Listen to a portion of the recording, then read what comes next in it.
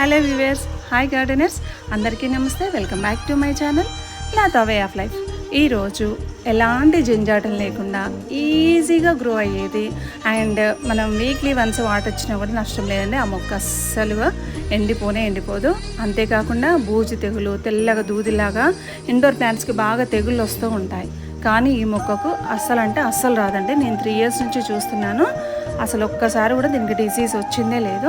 అలానే చూడడానికి చాలా అందంగా ఉంటాయి, ఈజీ గ్రో. చూస్తున్నారుగా, చిన్న కుండీలో కూడా దాదాపుగా 10 నుంచి 12 మొక్కలు ఉన్నాయండి. అవి ఒకదానిపైన ఒకటి పోటీ పడి మరీ పెరుగుతూ ఉంటాయి. పక్కనే చాలా గుబురుగా వస్తుంది.